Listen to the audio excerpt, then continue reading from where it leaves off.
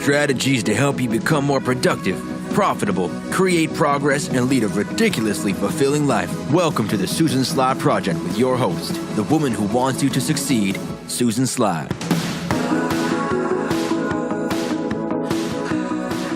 So, I have a question for you. You're in business, or you're thinking about starting a business. You are maybe, in that juggling place of you have a job, you have a business, and you're wondering, can I really keep doing this?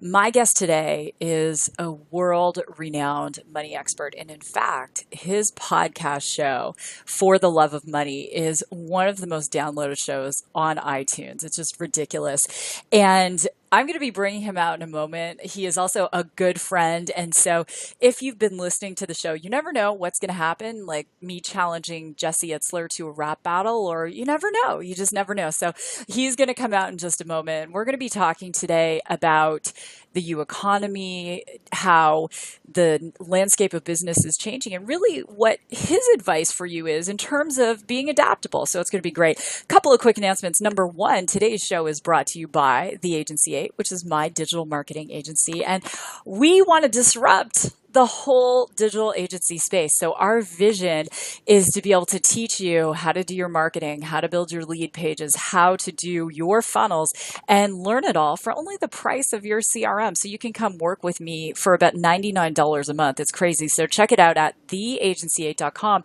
And me personally, someone who has been very successful in the online marketing space, I work with you live a couple times a month. In addition to that, we have all sorts of amazing coaching and training. It's phenomenal. I have an event coming up in Phoenix, Arizona on September 29th. It is called Sales Nirvana. You can find out more at salesnirvana.com. And at that event, if you've ever heard of the NLP or you've seen Tony Robbins do his thing, NLP, neuro-linguistic programming, is really about how we use neurology and shifting people's neurology in order for them to want to buy. So the top trainers and speakers in the world use it. All the top salespeople in the world use it. And ultimately, people are going to buy from you because of how you make them feel. So that event is over 50% sold out. Check it out at salesnirvana.com. Every Monday, I am doing all sorts of live tips for people in the U economy on my Facebook fan page, and that's Susan Sly Live. So with that, let's get into it. My guest today, after an 11-year career as an executive and partner in the banking industry, he had experienced plenty of success. However, there was a tremendous lack of fulfillment. He and I have spoken about this, and he got completely burned out. And he recognized that a change needed to be made. So he retired from banking and partnered with his amazing wife, Lori, who is absolutely incredible as well. And they decided to do things differently and talk about the U economy. And so they took their business acumen. They built a multi-million-dollar business, went on to build 2 multi-million-dollar brands, and you can see him crushing it every single day on social media. You can see him hanging out with amazing people like Lewis Howes, Drew Canole, and more than anything, he has such a desire to add value to people and give back. So we were hanging out not that long ago together and talking. We've been saying, you know what, let's do a show. So this is it. My guest today is the one and only Chris Harder. Chris, thanks for being here. Susan, totally my pleasure. How you been? I am so great, and I'm so happy we could make this work. I was in 3 countries in 6 days. You've been traveling. I know you and Lori are leaving for some quality family time, and you've always got a lot of things going on. So I'm glad we can make this work. You know what? There's always a way, and this is almost a lesson for people out there. For 2 people with the craziest schedules, especially right now, if you want something to happen, it'll happen. And of course, this is something that we both wanted to happen. So it's just, of course, this would work out because you and I are the type of people that make things like this work out. Absolutely. And I love that. You know what? Let's start there. With so many of my guests, I really, I plan and I plan and I plan. And with you, I was so clear about what I wanted our discussion to be with. And we were chatting before we started the show. And you said, business has changed so dramatically in the last 24 months, let alone, let's talk about that. I mean, there's this, there are a lot of people out there who, used to post photos on Facebook and get some traction. That's not the way things are. And I see a lot of entrepreneurs, especially solopreneurs, scrambling in this landscape. What changes? What are some of the big changes you've observed in the last 1 to 2 years? So even if we went back a couple of years prior to that, and I'll show you where I'm going with this answer, the first big change was all of a sudden everybody was leaving corporate America and deciding that they wanted to be a standalone brand, a solopreneur, a small business, and that trend it was and is skyrocketing. Mm-hmm. And one of the things responsible for that trend skyrocketing was Facebook was newer, Instagram was newer, like all these great social media platforms made it really easy to be seen and to build a loyal fan base, and then, of course, monetize whatever your area of expertise was or your product was, whatever you're offering up to the world that would make it a better place. Now, what happened and what we're seeing shifting is this radical change over the past 1 or 2 years in the number of eyes that you are able to actually get focused on your post, on your sales pitch, on your piece of value that you're adding. And so we've got this trend of more and more and more people trying to be a small business or solopreneur at the same time as it being more and more difficult to stand out among all the noise. And this is one of those, and this happens in every industry in every phase, right? So this is nothing new. This trend is nothing new. But what it means is you have to be nimble. You have to be flexible. You have to be willing to change. I think you and I forget when we were chatting, whether it was today or the other day, we were saying what worked last year and the year before that does not work this year. Matter of fact, I went to this great Tim Story event, and he was talking about this analogy about why Kenyans win the Boston Marathon, something I know is near and dear to your heart, so often. And he was talking about how the one that he interviewed, he said, I can't train this year the same way I trained last year. Mm-hmm. And it hit me like a ton of bricks. That goes the same for the way we operate our business. You cannot rest on the same processes and marketing, et cetera, that you did last year and think it's going to work this year, because things have never changed this quickly. Yeah, it's incredible when we really look at it, and I love that analogy because, yes, the Boston Marathon, right? That looking at it, and even some of the analytics. I was just in Toronto. We were talking about this, and I was doing a seminar. I was saying the number of people looking at Facebook, just looking since 2016 is less than half. And I believe it was, last year at this time, 18% of people saw a post. Now it's less than 2%. And then everyone went from Facebook to Instagram, but some people don't realize Facebook owns Instagram. So, and then Instagram and Facebook just came out 2 weeks ago and said, hey, we're worried, that you're going to get addicted. So we're going to track what you're doing, and we're going to start to really be big brotherish about what it is you see. The landscape has changed. So what would you say to someone who is having a moment right now and going, I feel like I'm late to the party. I haven't been doing a lot on Facebook or Instagram. Is it too late for me? Great question. Now, listen, no matter what algorithms change, no matter what new platforms show up, no matter what changes are in the air, there's a few things that do always stay the same. And this is where you always have to go back to. These are the things you have to call home. And one of those things is the person who puts out the absolute best content on a regular basis will still be the person who is seen the most. And so if you're panicking about algorithms and everything else, you're worried about the wrong thing. What you need to be worried about is pumping out as good of life-changing content, stuff that adds value, as you possibly can, as often as you can. Mm-hmm. And that is one race that will always stay the same. And by the way, that's within everybody's control. Different people spending different budgets on Facebook ads, Google ads, Instagram ads. Of course, some of those things are out of your control. But if you get on a good old-fashioned Facebook Live or an Instagram Live, or if you just come up with some content that is undeniably good, that forces people to share because it is so good, that is still the cheapest way to get your message out there and to get eyes on the value that you have to offer.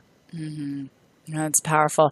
It's so perfect you mentioned this. So one of, I love Neil Patel, and he's a great trainer of SEO and stuff. So even for blogging, I used to worry so much, okay, I've got to put a new blog out every week. And so between two podcasts, two newsletters, blogs, Facebook Live. It's a massive content schedule, 5 kids, like it just goes and goes.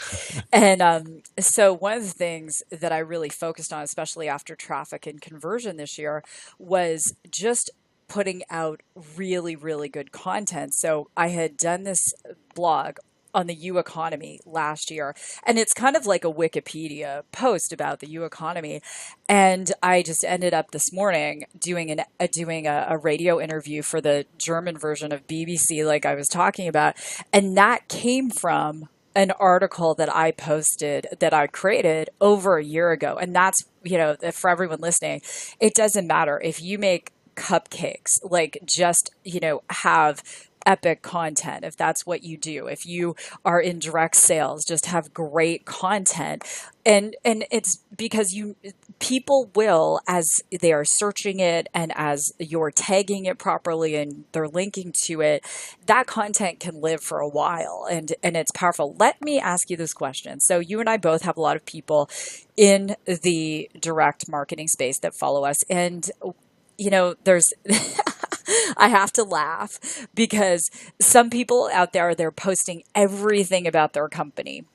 What advice would you give to someone in network marketing and direct sales in terms of online branding?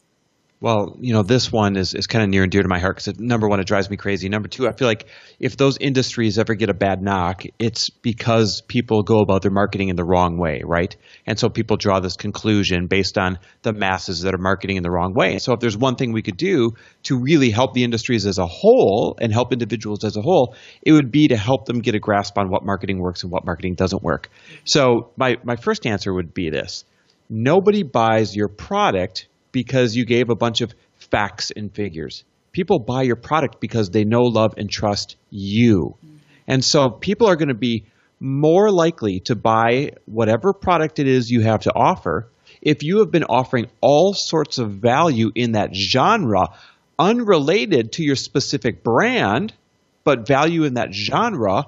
And then you're going to be the person they think of as the expert when all of a sudden their need shows up. So if I could use a silly example, let's use weight loss. Let's say somebody woke up today and they said, you know what, enough is enough. I'm tired of feeling this way. I got to get a grasp. There's got to be somebody who can help me. Who would that be? Their mind is not going to go to the person that just happened to post all these facts and figures about their product today. Their mind is going to go to the person who has been so consistently inspiring them and offering value and tips and tricks and everything in the genre of weight loss, that they're going to go to that person and say, you know what? You've always seemed like an expert and approachable. Here's how I woke up today. Do you have anything that could help me? And that's what creates the sale. It's never the post in the moment that creates the sale. It's everything you've been doing habitually leading up to that person's moment of need that actually creates the sale. That is so good. And it's hilarious too, because when people are so excited and they're so effusive and they're like, oh, they've got a company event, they're like, they're logoing everything and their banner and everything is all about their company. The thing that they risk is people, and we'll talk about this next, people Googling or people going, this looks great, I'm going to get it off Amazon. And one of the things I've been bold in saying, and sorry, Jeff Bezos, but every small business owner right now is in direct competition with Amazon, unless you're a massive Amazon seller. How can small business owners compete with Amazon, in your opinion? Deliver more value. So let's look at the Amazon transaction. You go on there, you Google whatever product you're interested in, Amazon pops up, there's a bunch of ratings, stars, reviews, and you say, oh, that one looks pretty good, and you make your decision. Except there's nobody to take care of you after that. There's nobody to answer your questions after that. You got to kind of figure it out yourself.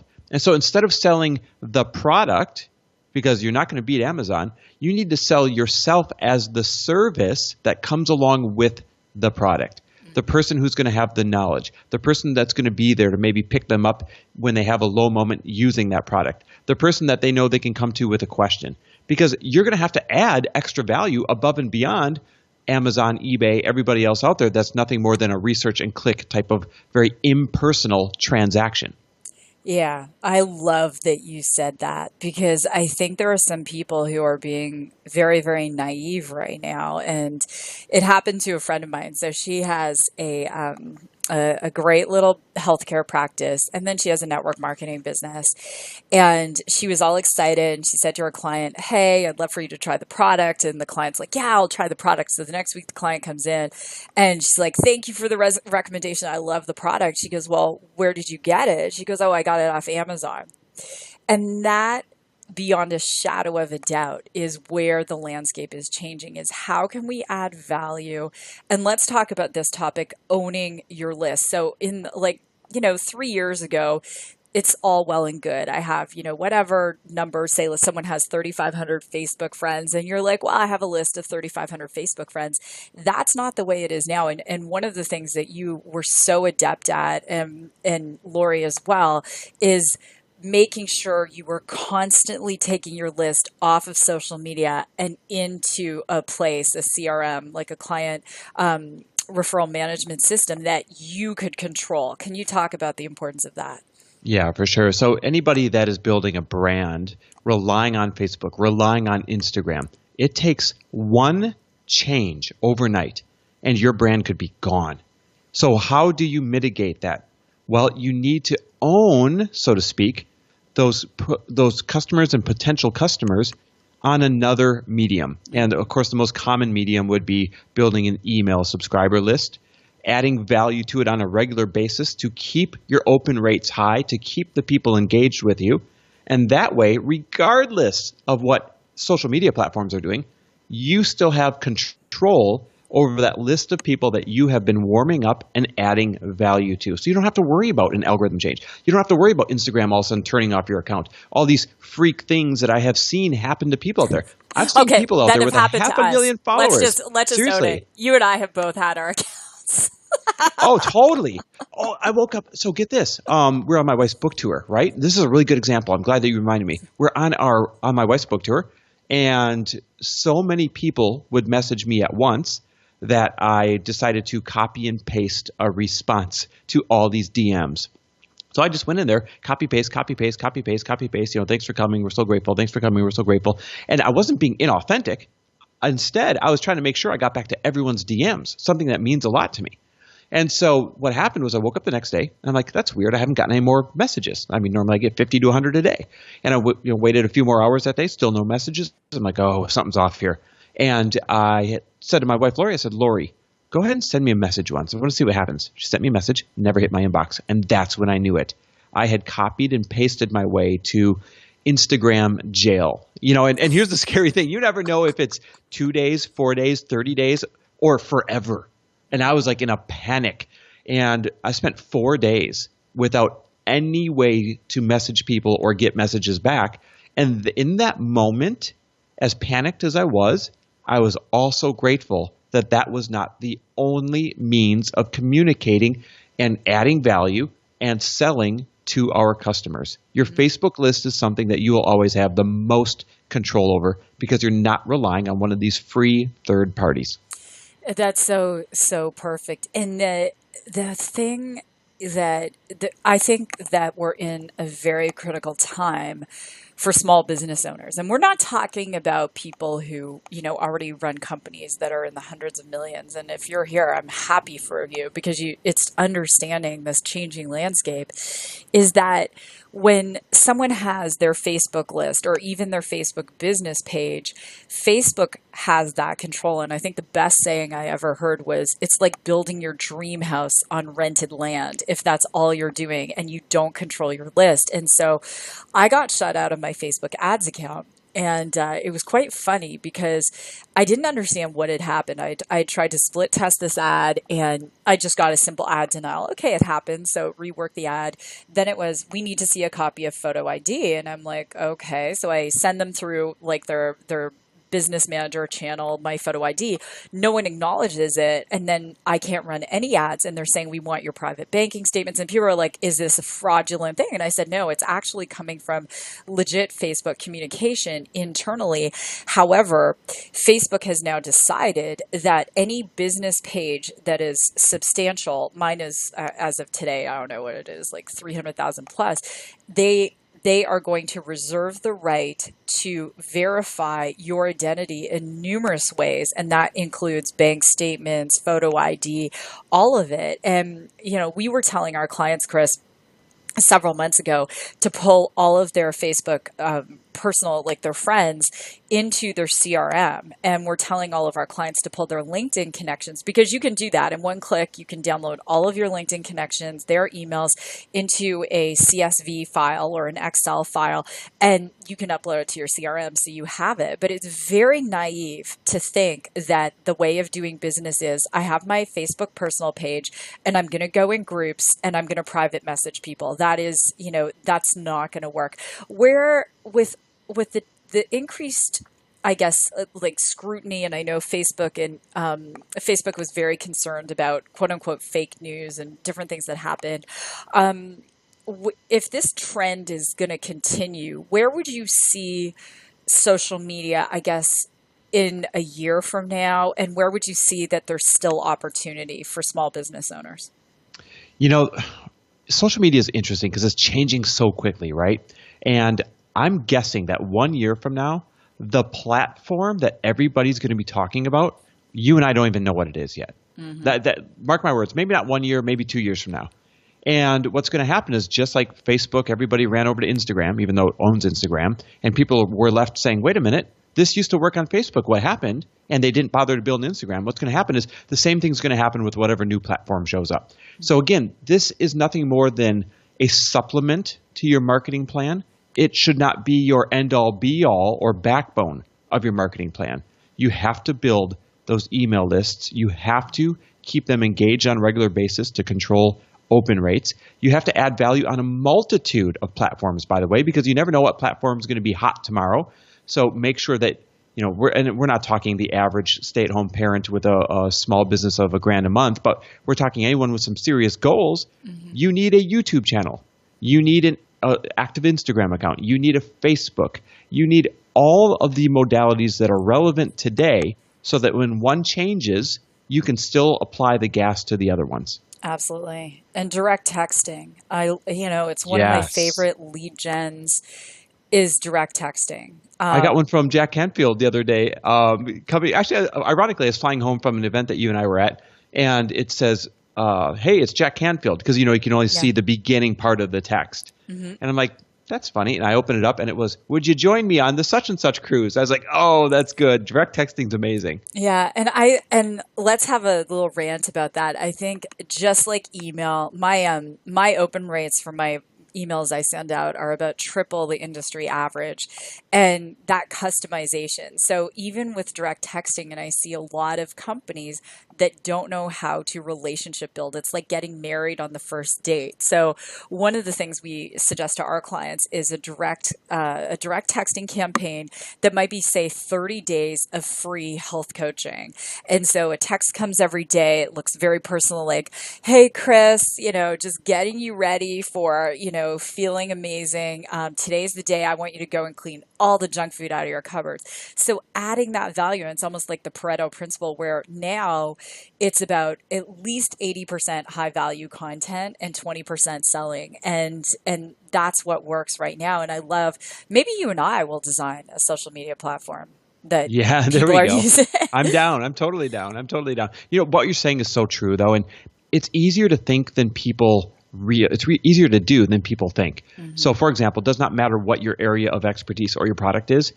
It would take very little effort to deliver value for 30 days to get people to opt in for 30 days of, yoga move of the day, 30 days of business insider tip of the day, 30 days of money mantra of the day. Like, it does not matter what your product or area of expertise is. You are not trying hard enough if you are not experimenting with these things. Mm-hmm. You don't get to just coast on the low-hanging fruit that worked last year. You have to be experimenting with these things that might be a little bit outside of your comfort zone. They're never going to be as big and bulky as you think they're going to be, but you have to take that first step and either learn it or find somebody who can do it for you. Absolutely. So here's a funny story. I think you'll love it. So one of my clients used to be a soap opera star. Okay, and so I won't say who it is. Anyway, so he was in the office. We had a client day, and we're like brainstorming. There's another friend of mine who's a best-selling author, Gordy Buffton, and we're like just giving him ideas. And so one of the things that he came up with is that women who love to watch soap operas, they are like really sitting there watching the soap operas. So what if he had an exercise program that you only did on commercials?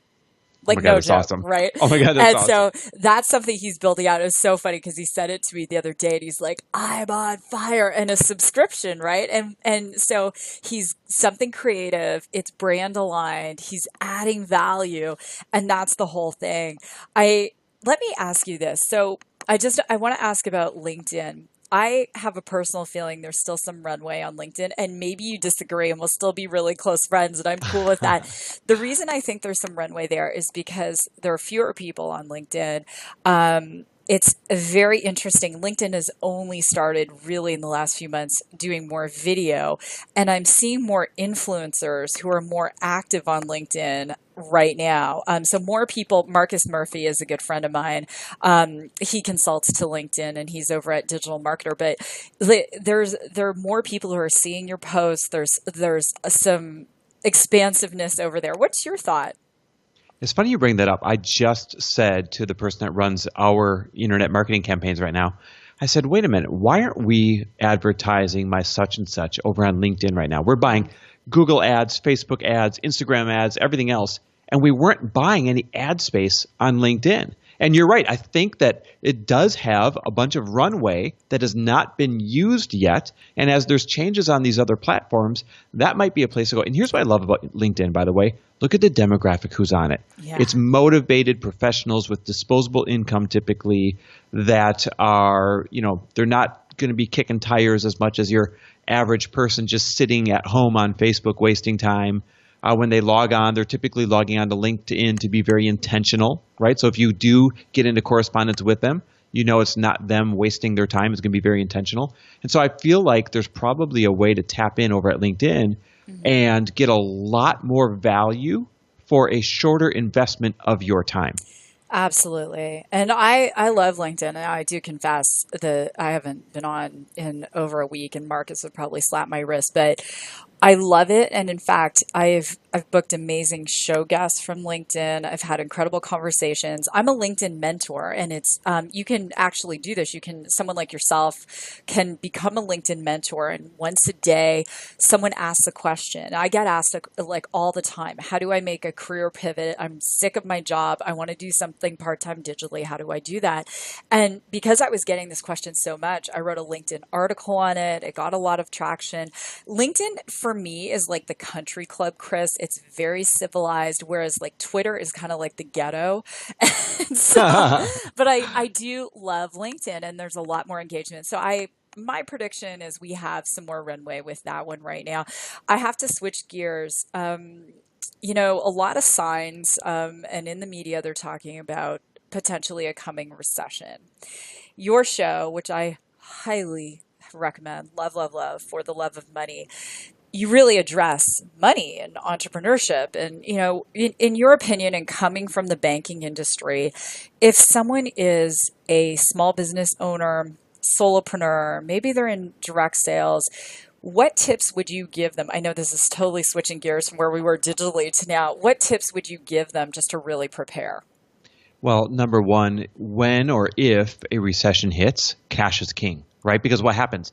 Everybody's ability to spend dries up, and all of a sudden there is talent for hire for way cheaper than ever before. There's ad space available for way cheaper than before. If you need physical space, it's available for way cheaper than before. So whoever is doing a good job right now of starting to set money aside, you are going to be in a great position to actually grow during a recession instead of sitting there feeling wounded like everybody else. You look at every single recession, there are a huge number of people that became infinitely wealthier. Businesses that were started and created during the recession that are thriving today, all because it actually creates opportunity. It's not necessarily doomsday. It's really just doomsday for people that are not prepared, who are not flexible, who are not creative. It's really just a doomsday for those who say, this is the way it's always been, and I refuse to change. Because during a recession, it's a chance to reinvent yourself and take advantage of a lot of new demands that show up during a recession. For example, people are looking for new income sources. People are looking for ways to eat healthier for less money. People are looking for ways to travel cheaper. People, you name it, a recession hits and all of a sudden there's new opportunities to sell into. So the people who are willing to pivot and that have a little bit of flexibility are the ones that actually rise during a recession. I love it. It's that abundant mindset. And I got a text from a friend, and I think you and I were talking about this when we were having some sparkling water. And my friend's like, Warren Buffett is setting aside a lot of cash. Now, the show goes to 91 plus countries. I have not yet confirmed this, whether true or not. But one of the things is Warren Buffett in the last recession, he was very happy. He was like, "Yay, everything's on sale," and I love that cash is king. And I didn't even really think about the talent for hire. And I know, that cash is always king. So that is phenomenal. Okay. We have literally time to play a quick round of truth or truth. I'm going to have you back. We have so much more to talk about. And so before we play truth or truth, if this episode has been great, I would just ask that you share it, put it out on social media. And Chris and I would love a 5-star review on iTunes. That would be amazing. Okay, Chris, you get to ask the first question. Nothing is off limits. I have wrapped. I have the last show I did with Greg Williams, who's a Fox News contributor. He sang Louis Armstrong. I sang Gloria Gaynor. So anything is possible. You can ask me whatever you want. Okay, I'm on the spot here. You're testing my creative juices, so we'll start light and get heavy as we go. Truth or truth? You worked out today. True. I did.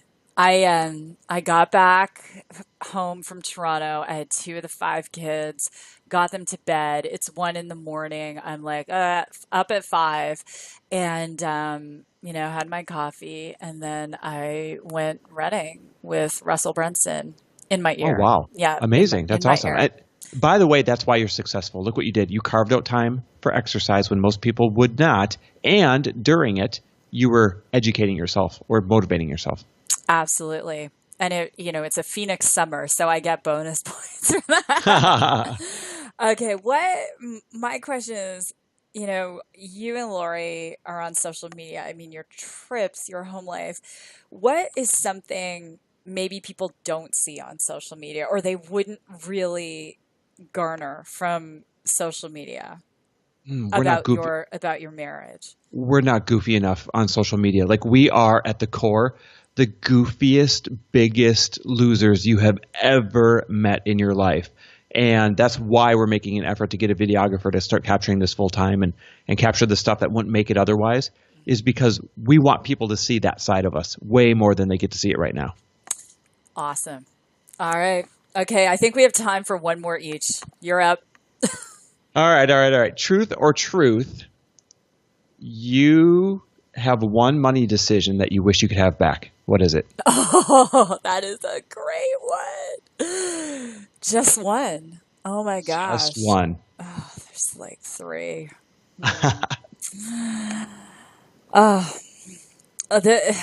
There's one where, this would be the top list because I have an abundant mindset. And I think, as investors, we make some investments that aren't great. But when we were moving from Canada to the US, we hired different professionals, and we actually hired this firm, paid them a lot of money, and they actually gave us bad advice, which costs us a lot of money.